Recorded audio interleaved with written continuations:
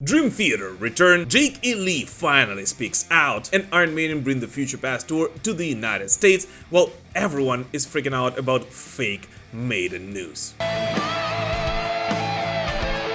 Metal is live and well, so let's see what keeps it going today. Here you go. Old Man's Child's return. Alright, all you fans of black metal, brace yourself, for this week we finally got an official confirmation that the legendary Old Man's Child is crawling out of the shadows and right onto the stage, as the band announced their first live show since the year 2000 at next year's Story of Iron Festival in Oslo, Norway, where Galder's new old band will share the stage with Emperor, Ginger, Powerwolf, and gazillion other bands.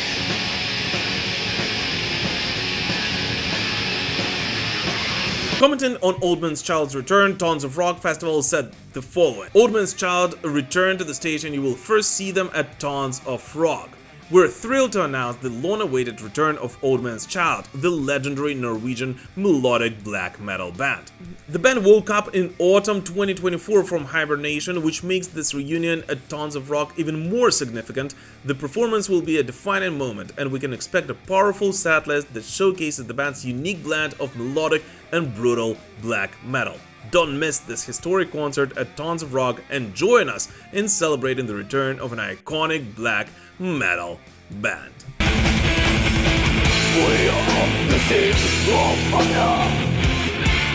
Now, in case you guys missed it, around a month ago, Galder announced his departure from Dimmu Borgir, the band he's been a part of for 25 years, specifically to concentrate on his first love, Old Man's Child. And so, of course, this is a huge news for all the fans of black metal, and specifically the fans of this iconic 1990s black metal band. So let's all wait and see how this return plays out, and even more so, hope for new music from Galder and the boys before that.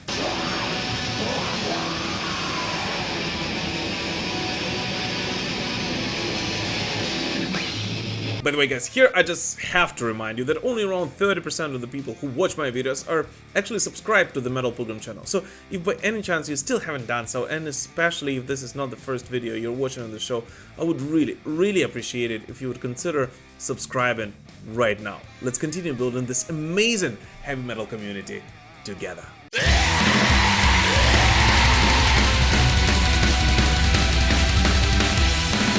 Iron Maiden's adventures.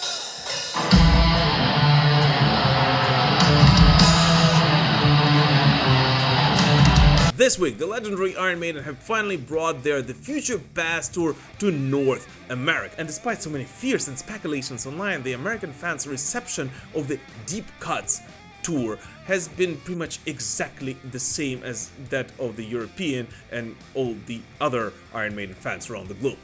Freaking incredible! The band kicked off their US leg of the tour with a show in San Diego, California, and will continue traveling around the Americas until the very end of this year, closing the run with the 2 shows in Sao Paulo, Brazil. And what is rather cool is that on the shows in the United States and Canada, it is the Mongolian sensations The Who are opening for Iron Maiden. The same The Who have just released their incredible interpretation of The Trooper, although which they don't play live during these shows for obvious reasons. Yet still, this might be one of the coolest opening acts Iron Maiden has had in a very long time, which right away shows in the fans' reception of it.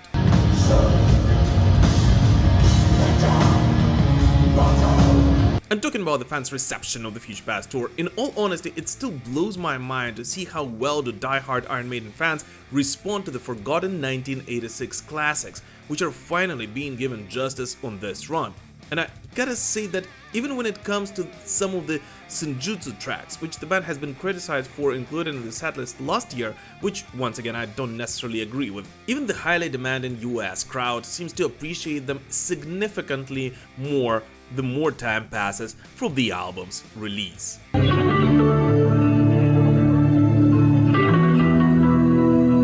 So yes, all those stupid concerns of the Future Past tour failing financially in the United States due to its lack of the big hits in the setlist were nothing more than just stupid speculations of those who know nothing about Iron Maiden fans. Although some American concerts did not go through without little accidents.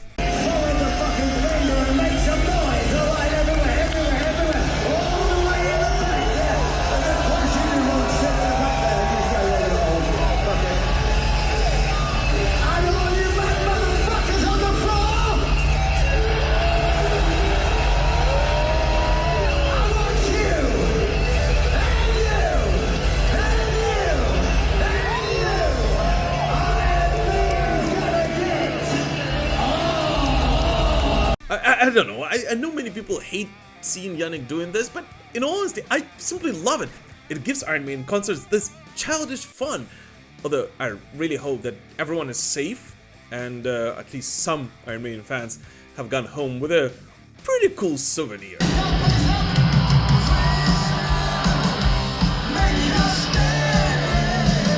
But while North American fans have been enjoying the Future Past Tour setlist, this week a couple of around Iron Maiden news happened in the world. With the first one being Adrian Smith finally opening up about his favorite song to play on the Future Past Tour, which surprisingly happened to be the writing on the wall from their latest studio output Senjutsu, and which Adrian Smith actually wrote himself.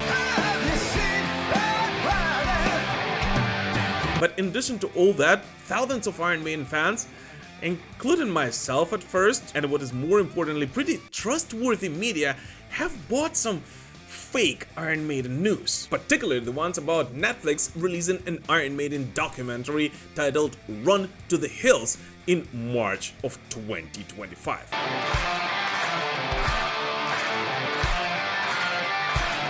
Now, I actually released an 8-minute long video about this brilliant fake news operation a couple of days ago, so if you haven't seen it, just go and watch it right after watching this digest. But in a nutshell, after an unknown website Sharebase and its fake Facebook profile started spreading the news about an upcoming Iron Maiden documentary titled Run to the Hills, The History of Iron Maiden, being released on Netflix in March of 2025, dozens of websites, even the most reputable ones, decided to reprint the news without actually checking the source.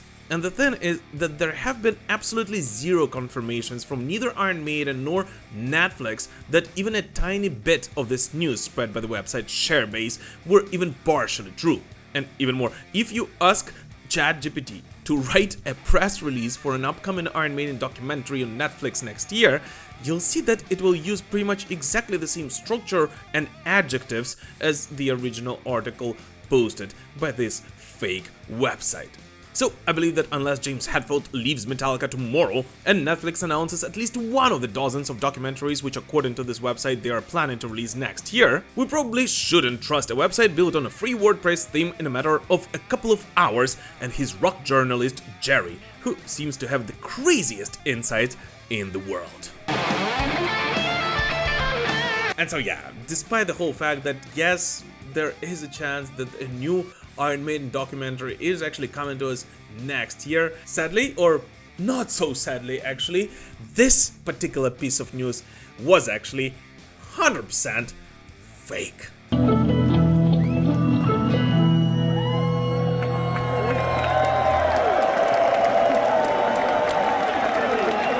And here you could ask me, Vlad, where the flip did you get such an amazing hoodie, especially now that it's autumn and it's getting chillier? And I will answer you that I got it at metalpilgrim.net. And of course, if you would like to support the show and purchase some Metal Pilgrim merch to rock out at your next metal show, I'll be more than happy to send it pretty much anywhere across the world. And thank you guys to everyone who is representing Metal Pilgrim at the Future Past Tour, Invincible Shield, and all the other amazing metal tours around the globe. J.K. Lee barks at the moon again.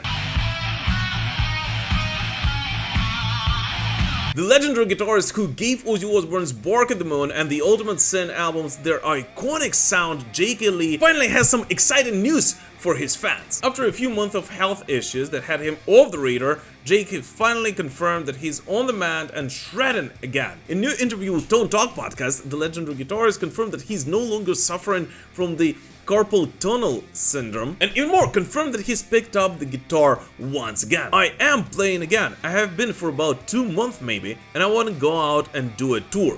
I want to finish doing the Patton tour, which got cancelled because of COVID. COVID? Do you guys remember there was COVID? And didn't Patton come out like back in 2018 or something like this? This is crazy. I would like to go out and do that with Red Dragon Cartel. Focus on the Patton record and do some more recording. We'll see where that goes.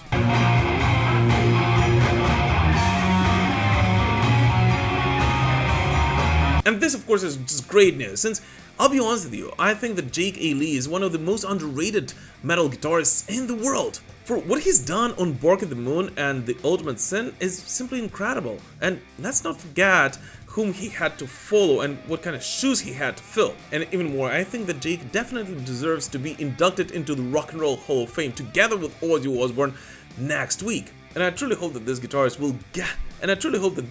will get more recognition for his input into the development of metal overall. But for now, let's all just be happy that Jake is okay and hope to see him up on stage very, very soon.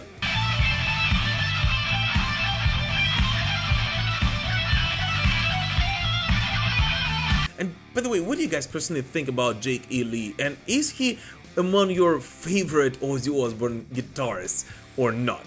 Please let us know in the comments. I'm actually really curious to find out what people think about him. And here comes that part of the video in which I talk about 5 latest releases from this week, which are so awesome, yet sadly did not have a chance to get their own segments in this video, because otherwise this metal digest would have been like an hour long. Yes, it's time for Blitz releases. Metalcore pioneers As I Lay Dying dropped their latest single, Whitewashed Tomb, the second new song from the band's upcoming Through Storms Ahead album, out November 15th, which poised to be one of the most highly anticipated metalcore comebacks in years. Whitewashed Tomb represents a balance between the melody and aggression that As I Lay Dying is known for, with an interesting modern twist from the way that Phil and Hiram produced it. When Phil wrote the original demo, I could instantly appreciate the classic melodic metal influences in the guitar melodies, contrasted with an underlying darker theme.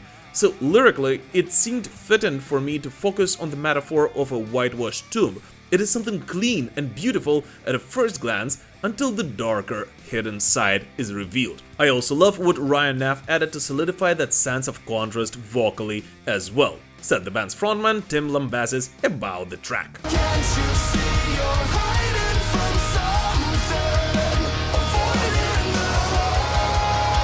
One of the many projects of the incredible Mikael Stanne, the gothic metal sensation Cemetery Skylines, consisting of the metal royalty from such bands as Dark Tranquillity, Insomnium, Amorphous, and Dimmu Borgir, released their debut Nordic Gothic.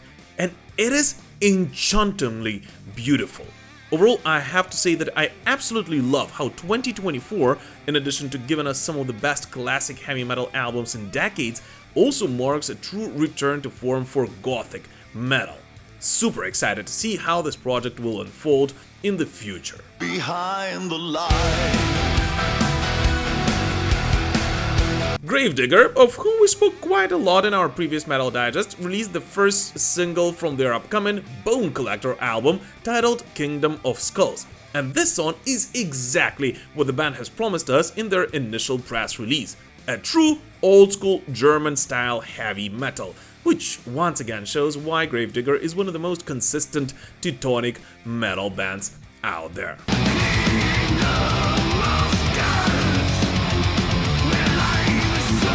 Zombie metal sensation Dominium announced the release of their second album, The Dead Don't Die, out on December 27th, and right away dropped their title track from it, featuring Feuerschwanz and D'Artagnan mastermind Ben Metzner. In case you missed them last year, Dominium entered the scene in 2023 with a blast and hit the top 20 of the official German album charts immediately with their debut album Hey Livin' People. And it looks like on this album they will continue to blend fun and entertainment with catchy metal tunes.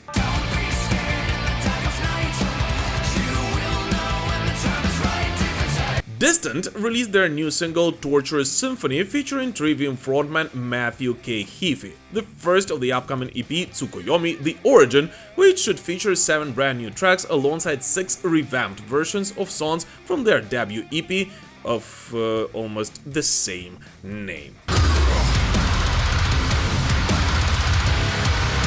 By the way guys, at least some of these songs are definitely going to be available in our newest update of the Metal 365 playlist, which, just as a reminder, is being updated weekly, so it's kind of a Billboard top 50 for metal music. So if you still haven't added it to your Spotify or YouTube music library, you should definitely do that right now. New blood in metal.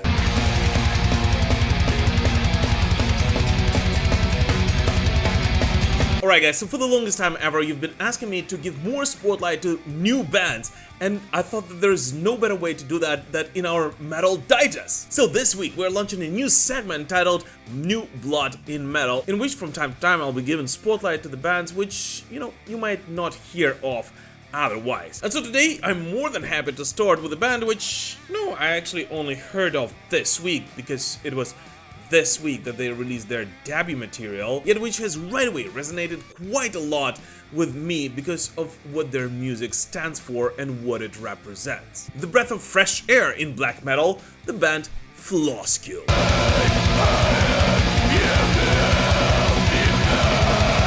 Those who follow me on Instagram and other social media platforms know that, despite everything that is going on in Ukraine, the metal scene here still lives, and we actually use metal concerts as a way to fundraise for whatever is needed for the guys on the front line. And even more, from time to time, despite all odds, there are actually new bands appearing on a Ukrainian metal landscape. And Floscule is actually one of those, consisting of the past members of White Ward, Silvern and Aubrey, which, if you're a fan of black metal, I'm sure you've heard of before. And the entire idea for the band's debut album has actually appeared in the darkest days of 2022 in the southern city of Mykolaiv, as a way to not only document whatever the boys have been feeling at that point of time, but also as a way to capture the people's need and urge for light and hope amidst the darkest of times. And this, I believe, is very audible on every track of the band's debut album, titled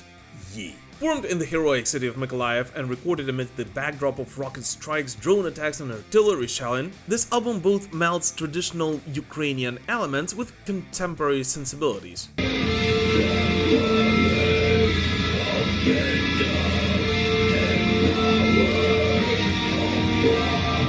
Yet at the same time is very straightforward. It doesn't actually show black metal from a new angle that you haven't seen this genre from before. And despite having quite a lot of traditional elements, it does not really slip into the area of folk metal at all. Yet at the same time, thanks to its honesty and rawness,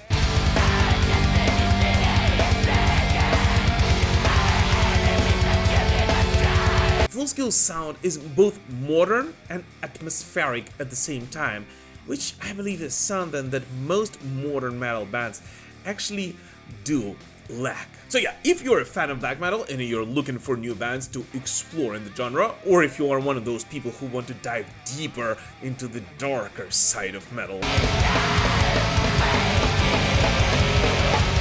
well, this is definitely one of those bands you should check out. Although, of course, do keep in mind that just like quite a lot of other similar bands from Ukraine, you might actually never be able to see them perform those songs live.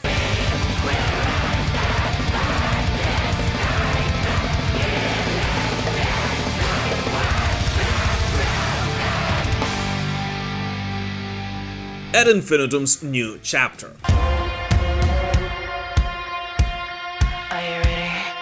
This Friday, Swiss German modern metalers at Infinitum have finally released their newest studio album, Abyss, which became the fourth studio record in the discography of this very young but very productive band, and the first one in a new trilogy at Infinitum have opened. And so is a part of our weekly MP chat, in which I invite a guest on our Metal Digest. This week, and I'm more than happy to welcome nobody else but Melissa Bonny. I feel like on this album you are not really trying to prove anything to anyone. You're not really trying to, fight for your spot in the heavy metal landscape overall. Like any new band has to do that. Always. No matter what anyone says, when a new band, comes on landscape and they release their first debut album, they have to fight for attention.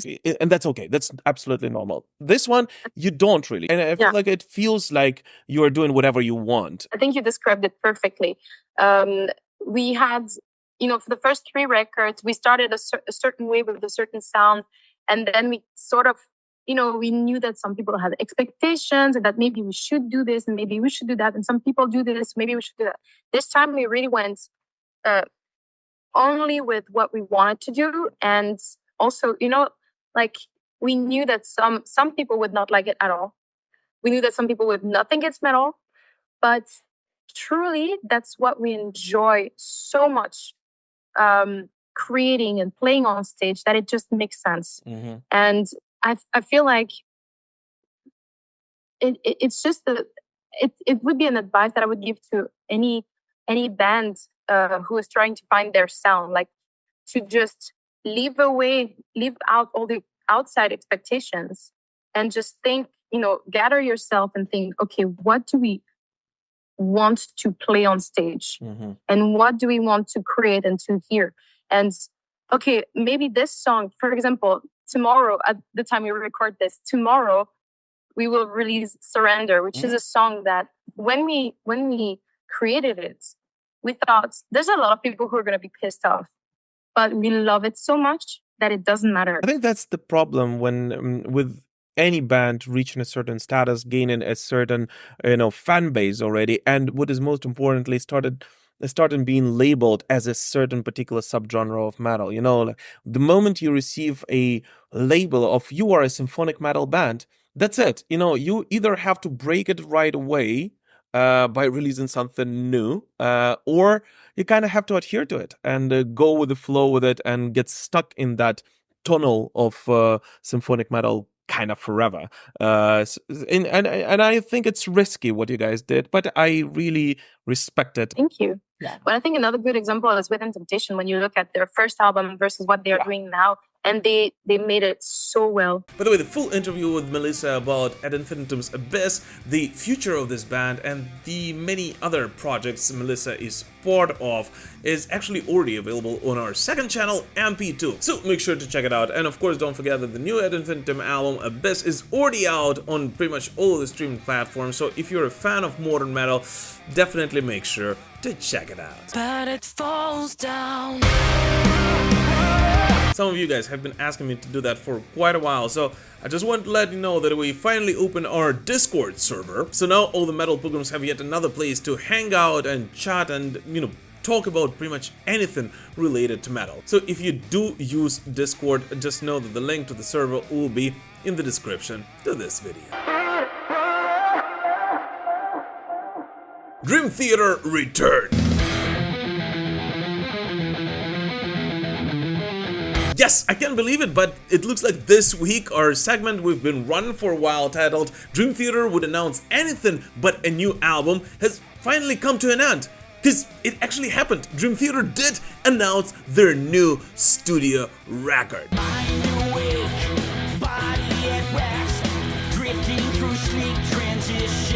So now, the band's 16th studio output, titled Parasomnia, will be out on February 7th, 2025 via Inside Out Music. And this album, of course, becomes one of the most anticipated ones in the entire band's discography, since it comes not only in time to celebrate the band's 40th anniversary, but also marks the very first record together with nobody else but the legendary Mike Portnoy, after his flashy return to the band earlier this year.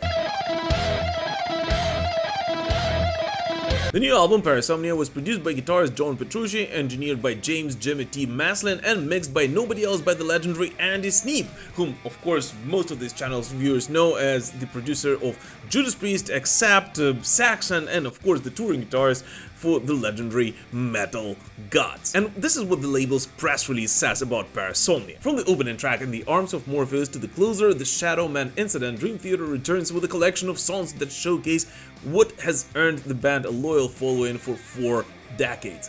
Clocking in at 71 minutes, Parasomnia takes the listener on a musical journey that has become synonymous with the band since the beginning of their career. Parasomnia is a term for disruptive sleep-related disturbances, including sleepwalking, sleep paralysis, and night terrors.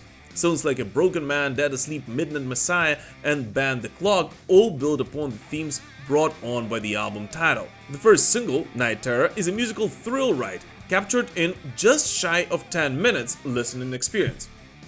Well, actually, technically it's over 10 minutes, but anyways. A music video for the song was directed by Mike Leonard. And this new music video is of course already available for everyone to enjoy.